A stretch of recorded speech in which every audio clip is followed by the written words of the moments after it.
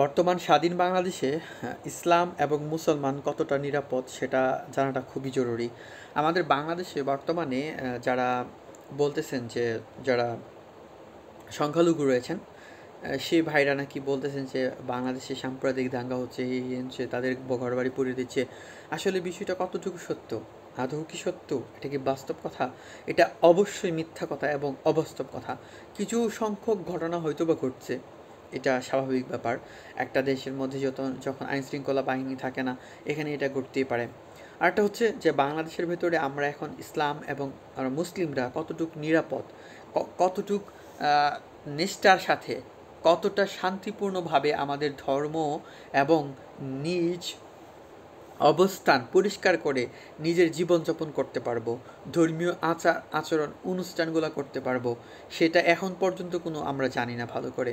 আমরা বাংলাদেশের মানুষ বিগত অনেক বছর যাবৎ সঠিকভাবে কোরআন এবং হাদিসের কথা বলতে পারি না, আল্লাহ এবং রাসূলের কথা বলতে পারি না। এটা কেন? আমরা মুসলমান হিসেবে, বাংলাদেশের নাগরিক হিসেবে সম্পূর্ণটাই আমাদের উপর নৈতিক দায়িত্ব, এবং সেটা আমরা প্রাপ্য নাগরিক হিসেবে, এটা অধিকার রাখি।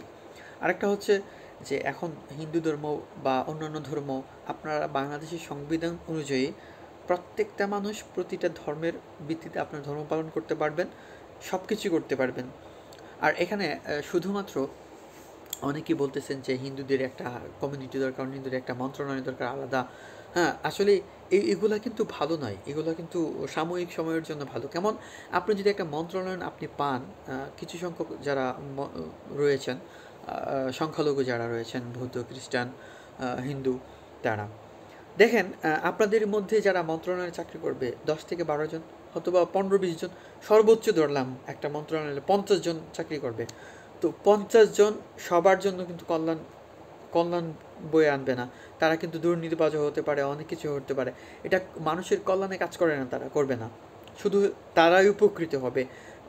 বাকি যারা আপনারা লক্ষ কোটি মানুষ রয়েছেন, সংখ্যালঘু রয়েছেন, আপনাদের কিন্তু উপকারে আসবে না। সুতরাং আপনারা বাংলাদেশকে সুন্দর এবং পরিপাটি রাখতে গেলে বাংলাদেশের যে সংবিধান অনুযায়ী আপনারা রাষ্ট্রের নাগরিক অধিকারটুকু পাবেন, সেই অধিকারে আপনারা চান যে আমরা একজন বাংলাদেশের নাগরিক হিসেবে সেই অধিকারটুকু চাই যতটুকু আমরা প্রাপ্য।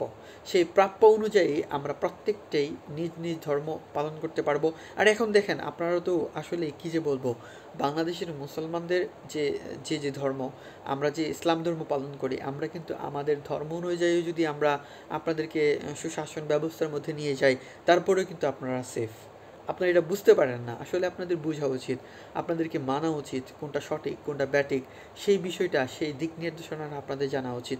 তো এটাই ছিল আজকের বিষয়টা, যে আমরা ইসলাম কতটুকু পালন করতে পারবো, বিগত দিনের মতো হবে কিনা, ওয়াজ মাহফিলে বাধা আসবে কিনা, মিটিং মিছিল করতে গেলে আমাদের পুলিশ প্রশাসনের অনুমতি লাগবে কিনা, এই বিষয়টা খুবই জানাটা খুবই জরুরি, এবং এটা নিরাপদ কিনা সেটাই বড় মুখ্য ব্যাপার।